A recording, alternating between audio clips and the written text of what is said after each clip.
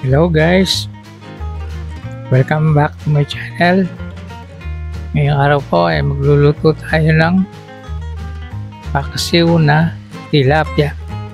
Masarap po ito, tsaka umuulan-ulan, kaya medyo nagustuhan ko magluto nito. Una po, umpisa na tayo. Pili po tayo ng mantika sa kawali para igisa yung bawang at saka yung sibuyas. Buksan po natin yung kalan. Painitin lang po natin yung mantika.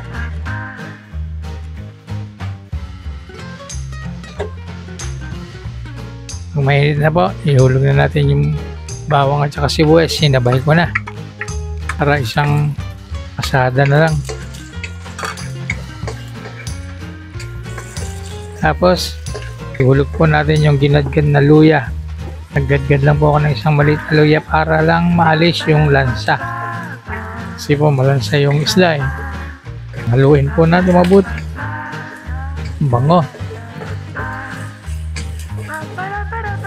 Hintayin po natin maging translucent sibuyas. Ihulog po natin yung nor shrimp.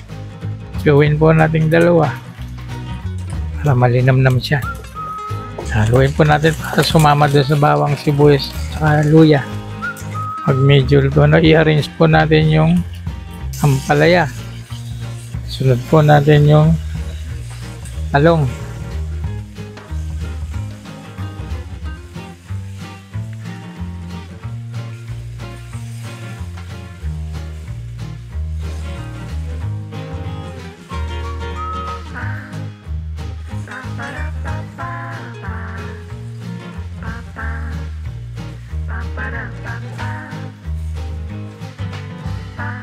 Yan.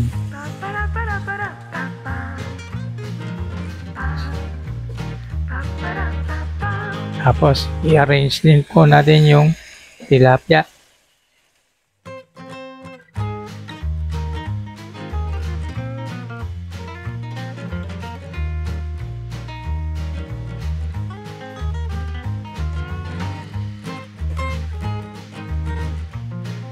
Same procedure, lagyan uli natin ng ampalaya. Ano naman sa ibabaw yung lalagay.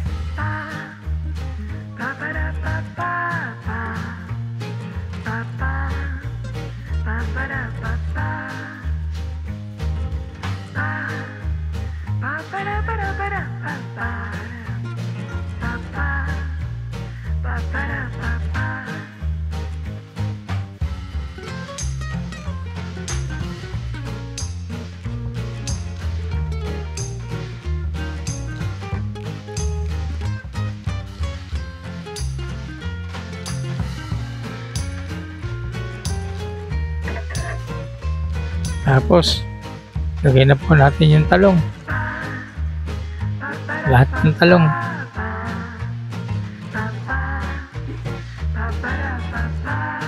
Marami kasi aking talong eh.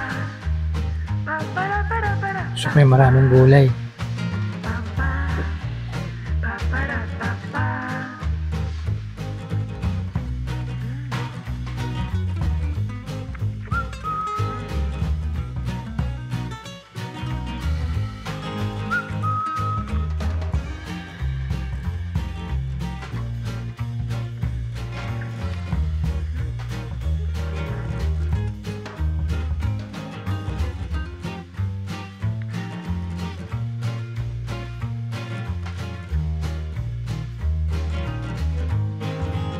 Hinaan lang po natin yung apoy, baka masunog.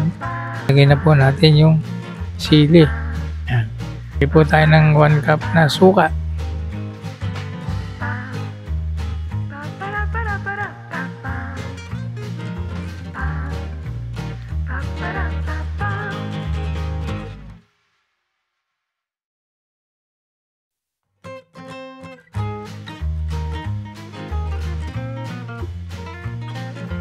Naglagay na rin po tayo ng patis.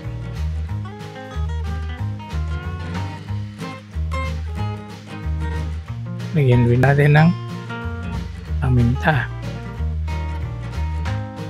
Tapos, lagyan natin ng 1 cup na tubig.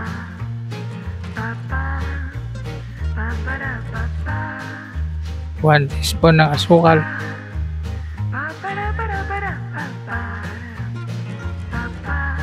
Saka po natin takpan.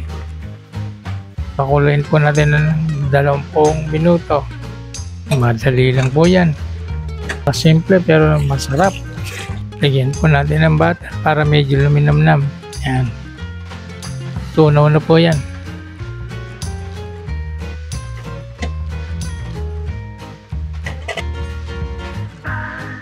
Matabang. Kulang sa alat. Pero yung linamnam masarap. Kaya lang medyo may konting pait dahil gawa ng ampalaya. Lagay pa tayo ng 1 measuring spoon.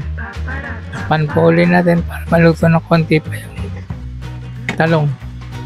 Dagdagan ko pa ng paminta.